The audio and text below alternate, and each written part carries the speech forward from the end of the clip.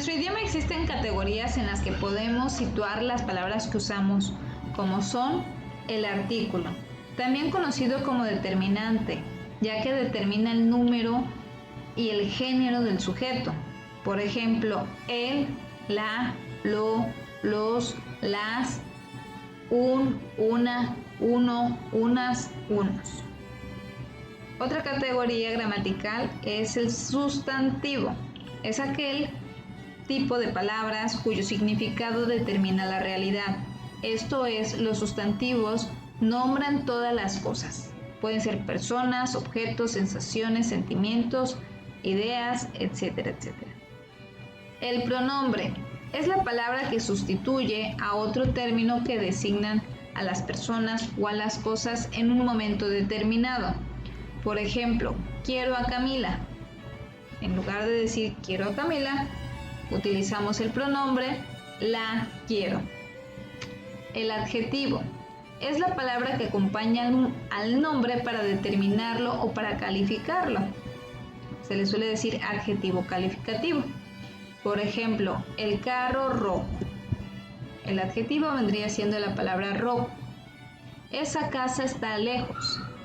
El adjetivo sería está lejos. Otra categoría gramatical es el verbo, que es la parte de la oración que se conjuga y expresa tanto una acción como un estado. Los tiempos verbales se dan en 3 modos: indicativo, subjuntivo e imperativo. Por ejemplo, cantó esa canción. El modo indicativo es cantó esa canción. Si lo ponemos en modo subjuntivo, diría quizá cantará la canción. Y si lo manejamos en modo imperativo, canta la canción para mí.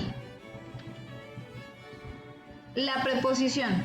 La preposición es una categoría gramatical invariable que no tiene significado propio y que sirve para relacionar términos.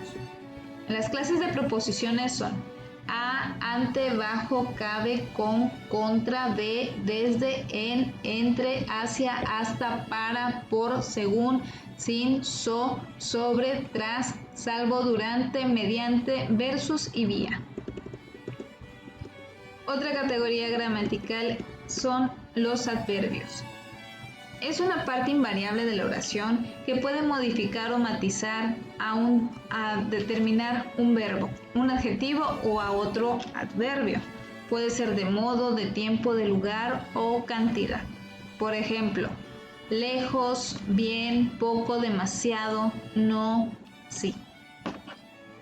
Y la última categoría gramatical que les puedo mencionar es la conjunción. Esta también es invariable, parecida a la preposición, que se utiliza para unir palabras y oraciones. Por ejemplo, la y, ni, más, aunque, tanto y para. Es importante recordar que cuando escribimos debemos tener coherencia en todas las palabras y en las oraciones utilizadas.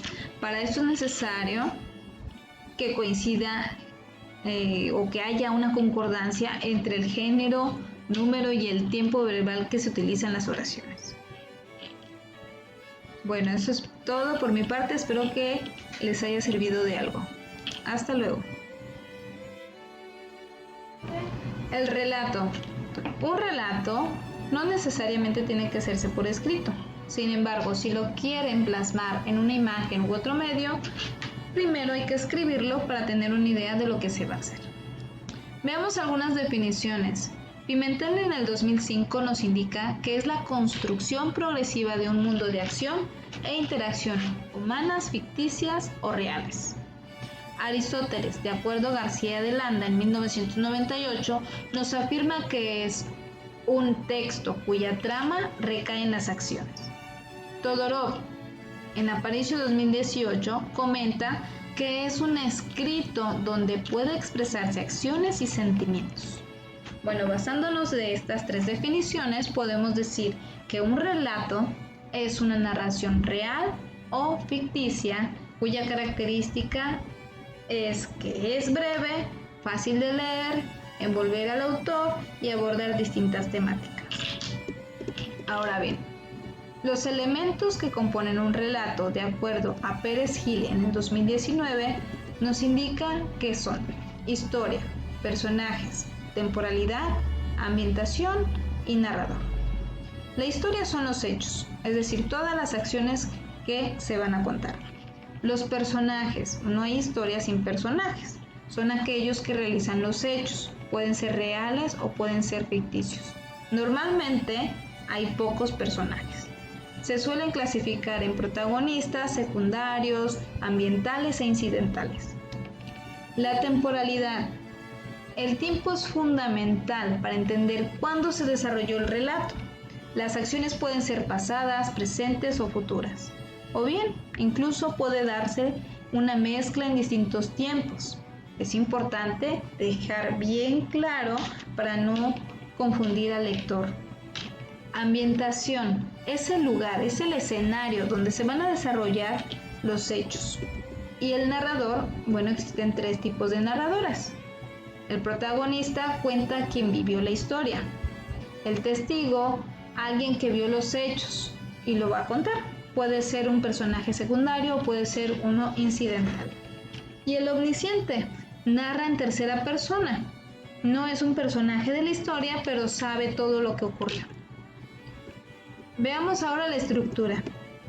Un relato tiene un planteamiento, un desarrollo, un nudo y un desenlace. En el planteamiento, que es el inicio del relato, se presentan los personajes y los lugares donde se va a llevar a cabo las acciones de la historia.